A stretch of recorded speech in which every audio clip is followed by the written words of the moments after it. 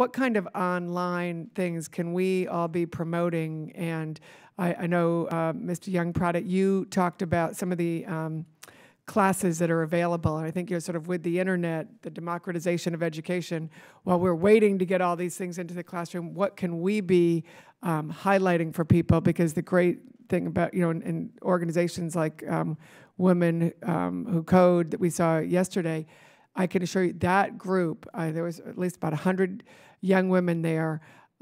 It was very diverse. It had been, this was a summer-long program, and it was really exciting to see the real diversity there and how aggressive they had been, and all of, again, a lot of our local companies were supporting that. But where can we plug people into this who may not find out about these programs, or how can we make sure we're doing that, if you can all address that? But I'll start with Ms. Mooney. Sure. Thank you, Chairman Comstock.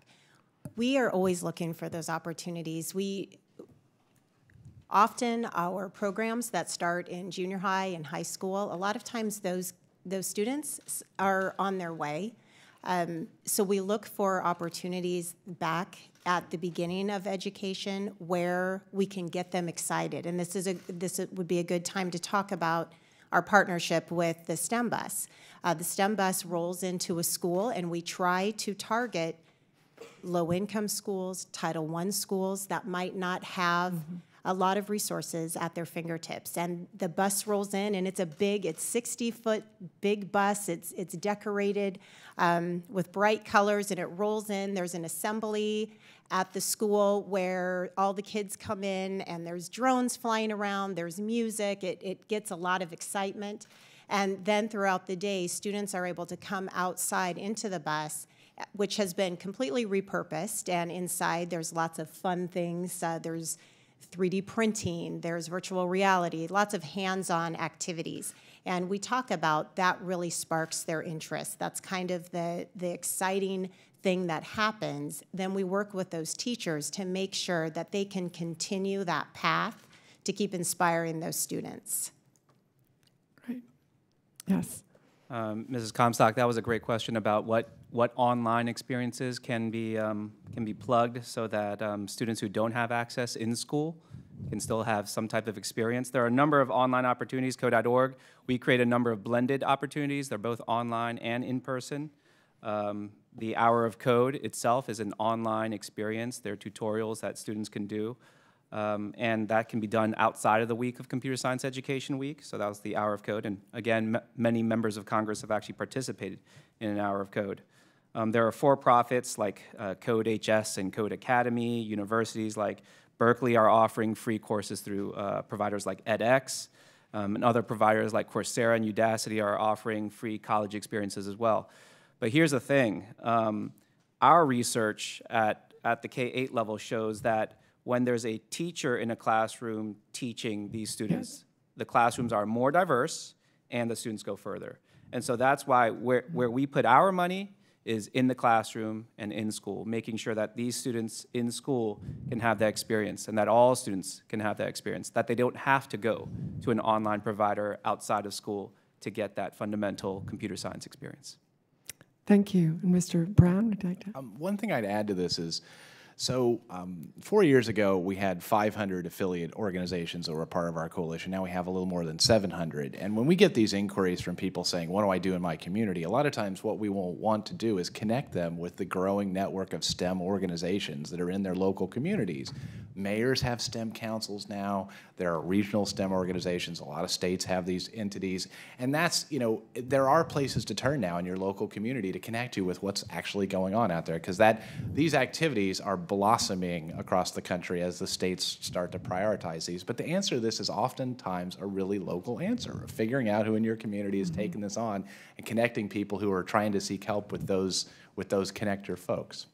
No, and I know having served in the State House, and you note a number of the schools that don't have it as mandatory. There's always a challenge when you're trying to add another class. You get a lot of pushback from the schools as well. Yeah, we had, it was before I'd gotten in the State House, but there had been a mandate for financial literacy classes, and they then delayed the implementation because it was very difficult. You know, it was difficult for some of the schools to get that in there.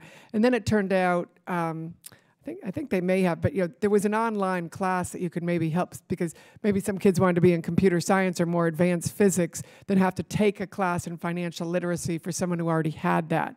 So I think there is a need for some innovation here, so that, like, you know, say if you have a kid who's online, you know, doing things, how do you incorporate that? Because I know there is resistance on that state level, but we need to make sure it is available. And I know in my district, the young man who won our congressional app challenge that we have here every year did not have computer science at his school. Now, I'm not, you know, we want to make sure they do have that, so that's something we're going to work with them on. But he was teaching an after-school class to his colleagues. So you had a student teaching computer science after he had just started this himself. Brilliant young man who had started in elementary school. But as you said, Mr. Yongpradit, we got to make sure everyone has access to that. So how do we work? You know, what has been your experience in kind of breaking through that difficulty of not wanting another mandate? So ultimately, schools need to be responsive to where our culture is heading. Yep. And I look at that scripture up there in the Bible, where there is no vision, the people perish. Mm-hmm. And constantly, that's actually already happening right now in all these schools where they don't offer computer science. And so, first off, it's get it offered, even if it's not mandated that you take it. Yeah, it's right? just an issue of priority sometimes. I mean, there's so many electives that high schools offer. You know, sometimes things do need to go and change and evolve. So we've seen that schools all over the country, districts, principals, administrators, they all figure out new and exciting ways to fit computer science into the master's schedule. So in fact, it's not even a theoretical discussion. It's already happening en masse, like San Francisco Unified, where Berkeley is at. They're instituting computer science K through 12, every single grade. So somehow they're fitting it into a school district that's about 56,000 students. And so whether that's integrating it into another subject or offering it as a rotation at the elementary school level with music and art, schools are figuring out a way. Great. Thank you, and thank you for your work, all of you, on this. Now I yield to Mr. Lipinski.